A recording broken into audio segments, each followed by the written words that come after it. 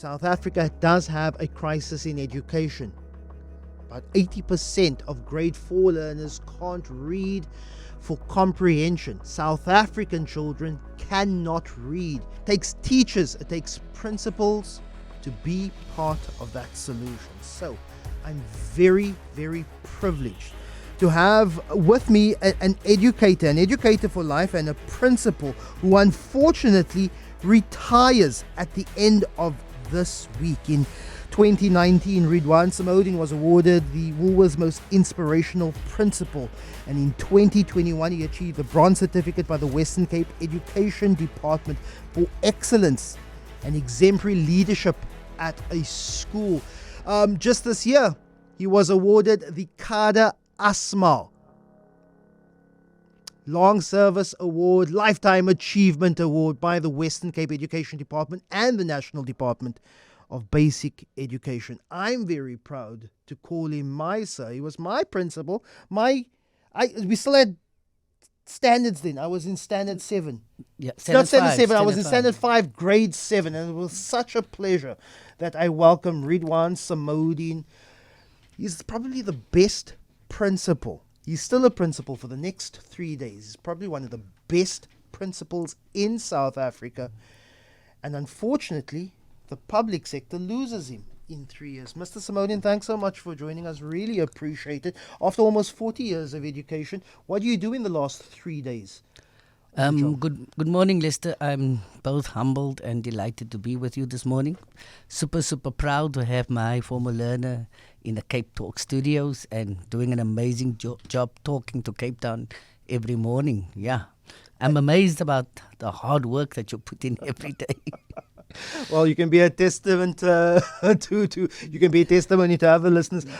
But it would seem quite almost parochial that I have my former teacher in studio with me. But I have you in studio because you've contributed a lot, not just to the Grassy Park community, but education overall. I've mentioned some of the awards that you've won just over the last few years. I didn't mention that you're also the co-founder of Partners for Possibilities, an organization that you started with Louise van Rijn, which particularly gets business leaders, people in the professional field, managers, to mentor principals and teachers. And that has shown a great advancement in the schools and the principals that have participated. Tell me, what was that process like of noting there is a gap when it comes to capacity and leadership in school principals, and therefore we're going to attach professional people, managers in their own field, leaders in their own field, and we're going to connect them to teachers and principals. Yeah, firstly, for myself, principals are very lonely people. Once you hit that top position, you become very lonely, and sometimes you need a mentor or just a listening ear. And so to be partnered with somebody who has all the skills from the business world, business invests quite large amount of money in their staff. And for a person who is so skilled in his field, to be able to show up as a listening partner to a principal and then co-creating a future for the school in terms of resources and what it is that the school needs. So this program has absolutely been amazing because a principal finds their voice, they feel they're being heard, they hear their confidence is boosted. And together, once they get the staff and the school management and leadership team on board, the school can just make great strides moving forward. And the disparity in education, the unequal society we're living in. And so when a business person shows up and give you the confidence, give you your voice, and assist you in finding creative ways to just take the school forward and changing the energy at the school. For me personally, the greatest benefit that we have derived from this program was to move a school that was really, we had disengaged, we were disfragmented organization. And slowly, once I found my voice, we moved towards today, we can say, greater organizational health. You witness the energy at the school and the teamship. Everybody is focused on our core business, and that is the child.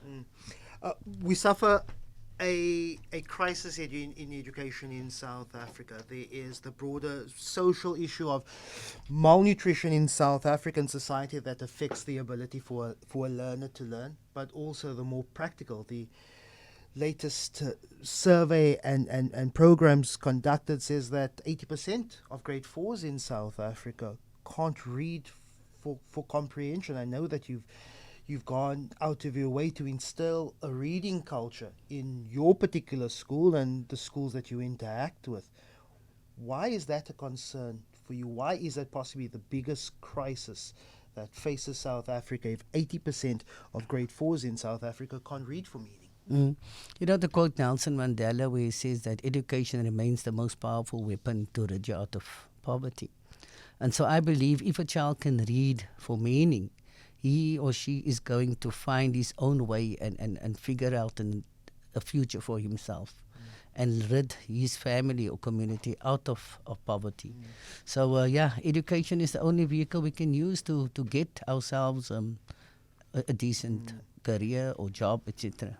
We were speaking about judges earlier, and we were speaking about a suggestion from Alison Tilly that we had and she wanted some response on this, on whether in order to capacitate and to fill in the gap of not enough judges, that maybe senior advocates should volunteer their services to the bench. They are practiced in law enough to probably sit on a possibly even a lower court matter. And I'd like your thoughts on retired teachers, retired principals, retired people in the public sector saying, I've nothing to do. I've largely been forced to retire at 65. Do you think there should be a level of volunteerism by getting retired teachers, principals, people in the public sector to come back in and help? Yeah, I think what we as a country need, given the polls results screaming at all of us, I always say that all the adults are in the dock because I believe, I include myself, that we have failed our children. It is a sad state of affairs that 8 out of 10 grade 4s cannot read for meaning.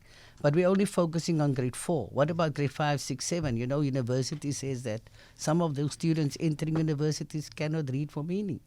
And so we need a broad citizen movement, a groundswell of people, adults, retired teachers who's prepared to do what they can, partner with so many organizations who are trained and skilled, shine literacy, help to read, etc., to name but a few, who can assist and skill us and maybe just to hone those extra skills so that we can really get to the bottom of how we can assist the children to learn to read and develop their love for reading and then reading with understanding. Ridwan Samodien is my former teacher. He retires in 3 days.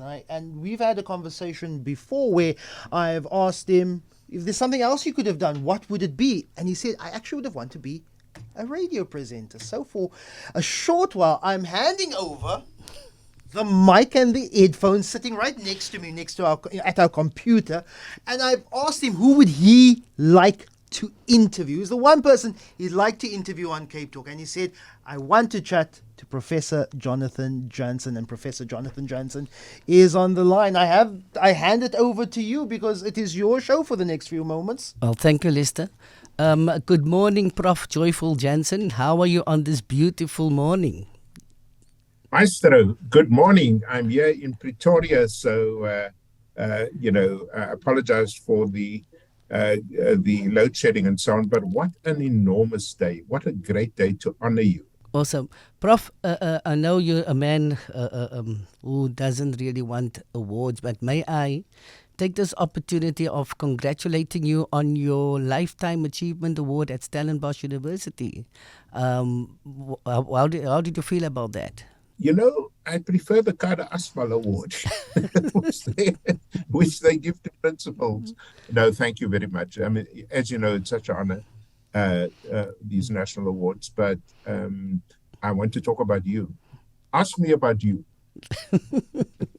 I've been told to ask about you, so I wanted to ask you firstly, you're a man that needs no introduction, so just briefly tell us, who is Professor Joyful Jansen? Yeah.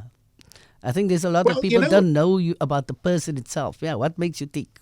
Yeah. I grew up next to your school in Retreat. And so, we played soccer in Grassy Park. The girlfriends were in Grassy Park.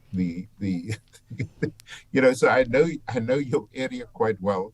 And as you know, if you grew up in those areas, your voete is altyd plat op die aarde. You don't think much of yourself. You think you're just grateful for the grace, grateful for and both you and I. One is always aware of the fact that you didn't make yourself, that there was an auntie, that there was a church or a mosque. There were people in your life that brought you to where you are. So I think what people don't know, and very often my students, they think you were just born a professor, or they think you were just born a leader. They don't realize that, you also had a sickle life and all of that. But thanks to a whole lot of good things happening and so on. So I think what people don't know is that I have especially when there's awards and things, I have a very, I think, down to earth sense of myself. I don't think I'm wonderful. I don't think I'm very smart. I think I work hard. I think I, but I'm always conscious about the fact that you're actually nothing, and that everything you have, everything you own is a consequence of other people's influence in your lives. In your life. So, Prof, if I may ask you, what keeps you awake at night? Oh, it's very simple. Children. I've studied educational research all over the world, as you know. There's only one thing that's clear about education from the research, and that is that you don't have a country if you don't educate your children. It's as simple as that. And when half the kids don't make it, as you know, from grade 2 to grade 12, and those who make it, half of them fail in the first year of university. Very few of them go to trade schools where they can learn real skills, et cetera, et cetera. That keeps me awake at night. What keeps me awake at night is that, and I know for you this is the same passion, is that we're failing to teach our children well. And I say to principals and teachers all over the country and to officials, if I could put every kid in Kannemeyer Primary, where when you walk down a passage, you see images of books, you see teachers active, you see a principal with influence, not just expertise, but influence, then I'll sleep easier at night. But right now, God knows there are very few schools I can. Prof, Mr. Samodien, let me come in and ask each of you a question here. I have know a few teachers. They may have issues with the teaching environment. They may have issues with the school or the school leadership. But I have not met a teacher who says, I don't like teaching, or most importantly, I don't like children. But if we talk about a sector that has such dedicated people, like your history in education, Prof, like Mr. Samodien's history in education, if you have people so dedicated to a child and a sector, why then do we have so many problems? If I have a football club, largely, that people enjoys playing football, I'm largely going to have a winning football club. I have teachers who love being teachers, but the system is not showing that. Professor, for you first. Very simple, actually, leadership. You know why we lost to the All Blacks? I watched that game 10 times. You know why we lost? There was no seer. There was no leader. There was no somebody to say we are in a crisis. Let's just stand here in that first 20 minutes. Somebody should have said after the first 5 minutes, manne, ons het moeilikheid, right? And just brought together what Ridwan does. What was the worst time to be a principal in the history of this country? The pandemic. What does he do? He says to the teachers and the staff, we're not firing you. We're going to raise money to keep you. Because remember, schools like Kannemeyer don't have wealthy parents, right? The second thing he does, he says, I'm going to take your mind off the fact that you might die, actually. And he institutes yoga classes. He gets, whenever you're right, Lester, most teachers, not all of them, most teachers want to make a success of their teaching. The reason they don't, there isn't always this moving, inspirational influence of a principal. That's why this man can't retire. We need to stop him. We need to tell Mania to stop giving nice words here and give him another 5-year contract. But this nonsense, of letting the best in your system retire. I mean, the Americans don't work like that. When their top professors reach 65, they say, You can stay here and die in your office. And I know 2 of them who died in their office while I was there. We need to say to Ridwan Samodien, because they are precious. He's like hen's teeth. There's very few of him. We need to say to the department, man, for heaven's sake, we got to keep this man. And if it's not in one school, I've got a plan, by the way, Lester. I'm going to talk to him about helping us with leadership in all schools. But if you're thinking of working in the garden, Mr. Samodien, I have bad news for you. Professor Jonathan Johnson, really appreciate your time and contribution to this conversation. Ridwan Samodien is my co-pilot for the rest of the show, because he once whispered to me and said, gosh, if I wasn't a teacher, I would have liked to be a radio show host. What are you thinking of the experience so far? It is daunting. Yeah, I can see all the hard work that goes in. You have absolutely no idea. You just hear a voice on the radio, but you have absolutely no idea what's happening behind the scenes. Yeah. I want to go to that question that we asked Professor Jonathan Johnson. There are very few teachers who dislike teaching, who dislike children. Yes, there may be some, but the overwhelming majority are those who actually want to make a difference. If we have such committed teachers in South Africa, why aren't we seeing the fruits of that when we come to our systemic tests and then later in the school curriculum, the school year in matric? Why don't we see necessarily those results if we have such committed people in the sector in South Africa? In short, I would say that we we are chasing a curriculum. We're ticking off boxes, and sometimes we don't necessarily check to see whether everything that we have taught has been learned, because we continuously moving on to the next, and then you have to chase exams and assessments and the admin overload that we are experiencing currently. I always say that it was a struggle for us to move from, I think, 13 departments of education into one. And it seems that the education department has always been struggling to find their way. And while they're struggling to find the way, teachers are at the core for struggling to understand what it is that the education is trying to achieve.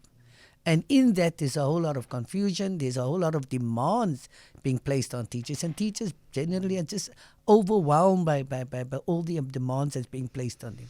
And I think if we can just look at that curriculum and perhaps not overload the curriculum and focus on the key. I mean, we've got a serious challenge in reading. Focus on reading and get the reading right, and then all the others will fall into place. Reading as enjoyment, or reading as a manner of learning, remembering, and then parroting in an exam? When you talk about the reading programs that you've installed at your school, is it reading for enjoyment, to work on yourself as a human being, or simply just reading so you can understand the text, and when it comes to exams, you can then regurgitate that out on a piece of paper? Yeah, you see, the point is not necessarily that. If you, there's a lot of people in overseas, we say, we in South Africa use the word study. I'm studying to become a doctor. But overseas in Americas or English, they say, I'm reading my LLB. I'm reading to become a doctor. And so reading comes with research, and reading comes with enjoyment. And so if we instill a love for reading, which is critical, so you need to get the basics of reading right. The child needs to be able to learn to read. And once he is able to read and finds the enjoyment from that, then the love for reading will come. And the rest will just, like a jigsaw puzzle, fall into place. There's a message here that asks, what's your lesson for parents? What can parents do to help teachers? I think that's very, very important. I, as a parent, I often receive mixed messages, and this is sometimes from teachers. Some teachers say, like, no, it's the teacher's job, and the teacher will instruct your child in a fashion that will see them through a scholastic career. And then there are others that say, no, like, be actively involved, in your child's education. As someone who's been in education for 40 years now, what is the lesson for parents? You see, everything in life, Lester, is about relationships. Parents needs to make a concerted effort to get to know the teacher. And so, and the other converse is true. Teachers need to make a concerted effort to build a relationship with the parent. Because I always say that in the building industry, the strongest element is the triangle. And so if the parent, the child, and the teacher have that perfect relationship of being concerned about each learner, then we set ourselves up for a winning recipe.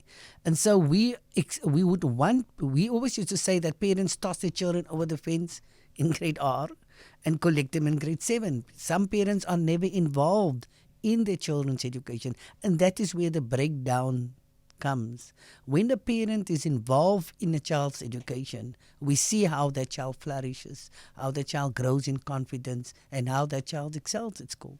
And it starts, they say reading starts in utero. If the mother reads to a little fetus or expectant baby, it will have a huge impact on the child when he or she is eventually delivered. Mm-hmm. We're in conversation with Ridwan Samodien, 2019 Most Inspirational Principal, in 2021 a bronze certificate by the Western Cape Education Department for Excellence in Leadership, the 2021 Kada Asma Lifetime Achievement Award for Principals by the National Education Department, and he retires in 3 days. That's a lot of accolade and experience that I hope a system doesn't lose. The particular school and your paycheck from the WCED, that may stop. You'll probably get a nice pension, but I hope that passing on what you've learned and what you've done over the last 40 years doesn't get lost. Mm-hmm. Will it? Well, I hope not. Look, we spoke about the judges, retired judges maybe, or judges volunteering to come and assist. And so, for me, one of the key things that I'll be doing is volunteering at the school, and I have offered my services to whomever is prepared to have me, if they feel there is a need, that I can assist them in whatever way or shape, except God. Unlike just like Prof said, working in the garden, which is my passion also, by the way. You're listening to CapeTalk, 021 446 0567. We go to the phone lines. Hello, caller. Hello, caller. Hello, Ridwan. Hello, Ridwan. Yes, who am I speaking to? Louise.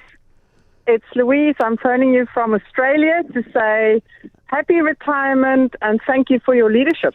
Oh, my word. All the way from down under, Louise. How are you doing? And how's the family on down there? The family is doing well, Ridwan, but today is about you, and we are celebrating your leadership, and I just wanted to make sure that you know how appreciated you are. Oh, thank you so much. That's very kind and very generous of you. I really appreciate that, Louise. Okay, thank you, man.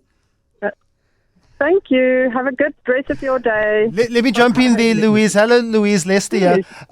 Maybe you can explain to our listeners the connection between you and Ridwan and Partners for Possibilities and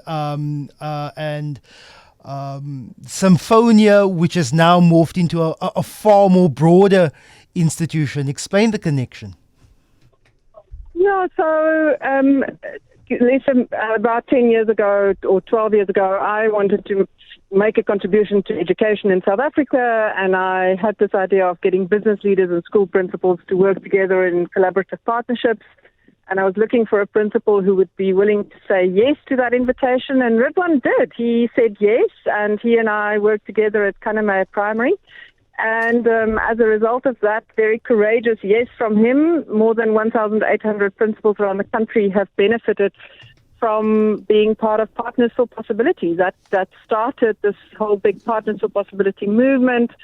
And as you know, the program has received many international awards and lots of recognition, but all of that started because of Ridwan's willingness to say yes to an invitation. 1,800 principals, that's not a project. That is a movement. That is enough of a critical mass to see a change in South African education. Absolutely. And I had a conversation recently with MEC Mania, David Mania, because he's so excited to know that this is happening in the Western Cape. And it started in the Western Cape and it's had an impact around the country and now around the world. Many people around the world are saying, how do we use this methodology in our neck of the woods? Louise van Rijn, thanks so much for the call in. Really, really appreciate it. Thank you, Louise. Ridwan Samodien, sir, thanks so much for joining us. You've inspired plenty of people on the WhatsApp line and who have called in. Thank you so much for your service, your gifts to me as a kid. 3 days left before retirement. What's the plan for the next 3 days? Clearing filing cabinets? No. Just to continue reading, you know. Just if I may have a second. The greatest gift an adult can give a child is 10 minutes of reading aloud to a child. I want to inspire everybody out there. Read your grandchildren, read to all children, and do that for South Africa. And that's our show.